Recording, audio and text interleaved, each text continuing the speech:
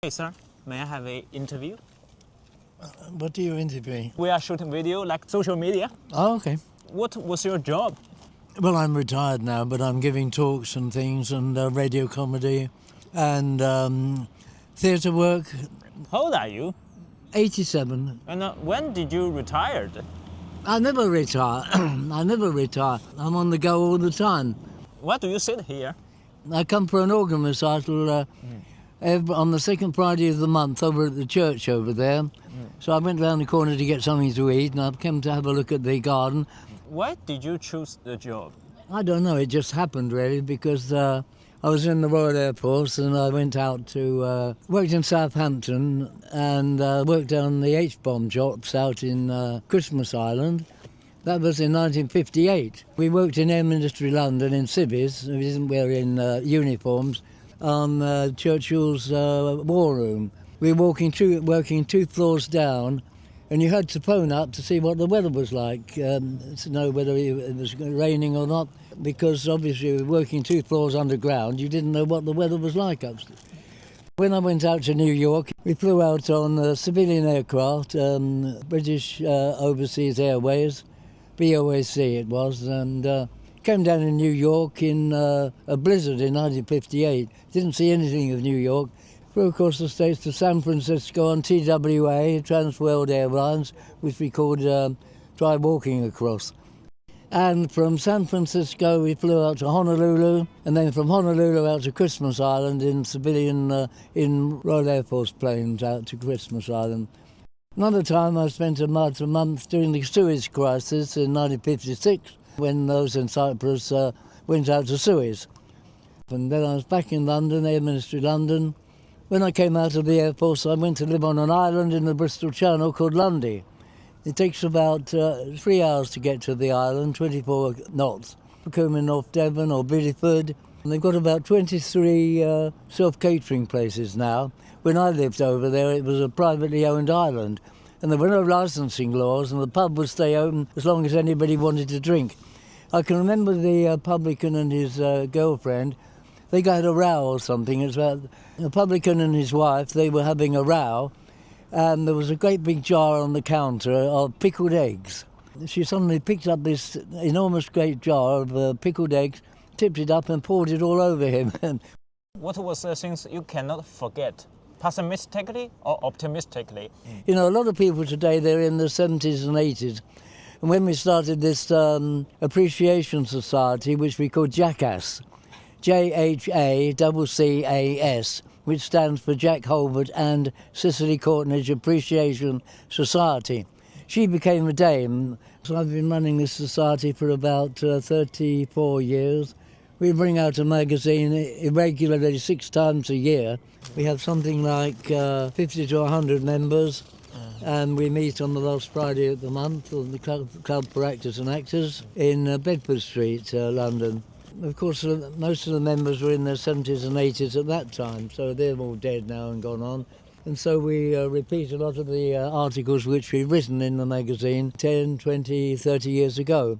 How many children do you have?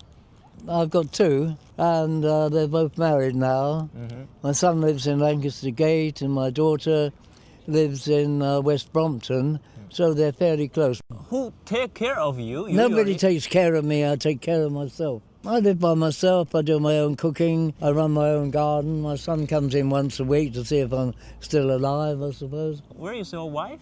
My wife died 10 years ago. And sorry to hear about that. Sorry. She was from Iran. She was Iranian.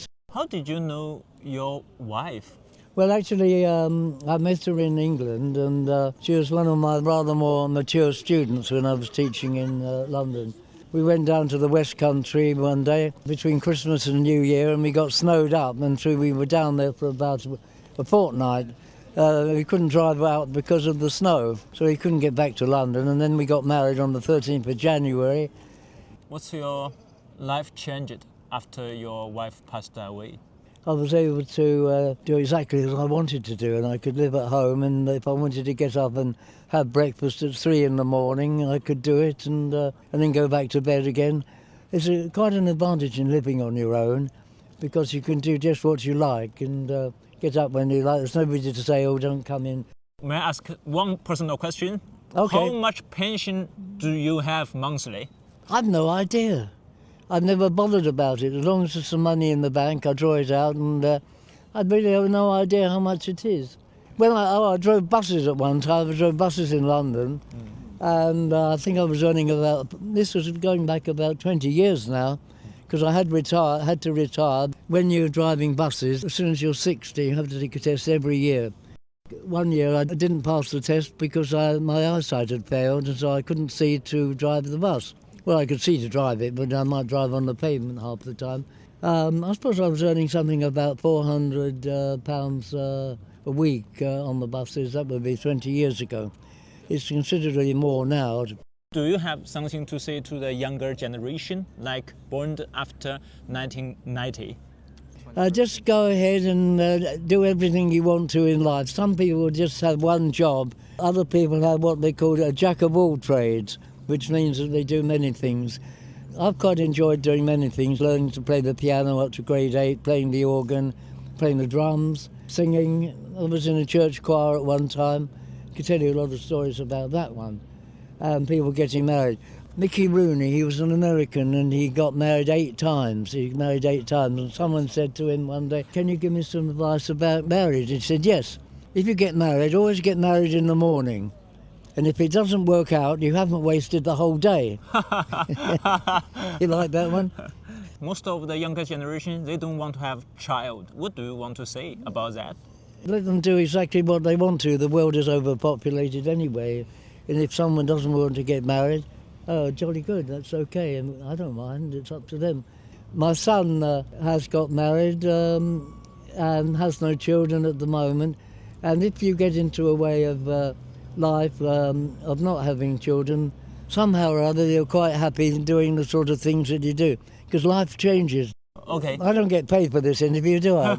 I will pay you a cup of coffee, all right? Oh, look. Have you been to China? I've not been, no. I'd quite like to. The Great Wall of China. We've got a great wall in this country called Hadrian's Wall. What happened in the Second World War in China then? They were at war with Japan, weren't they, I suppose? Yeah. As we were. Japan tried to invade us and conquer China. Japan did, yes. Yeah. They tried to. They're still disputing over various islands, aren't they, in the sea around China and Japan. But finally, Japan failed. Black coffee and 3 sugar. Yeah, we got sugars there. And how do I pay? Visa. Yeah. Hey, sir. Here you go. Put it on the seat, will you? Oh, I see. All right. Thank you. Thank you. Bye. I'll get some more maybe. Thanks very much. Okay.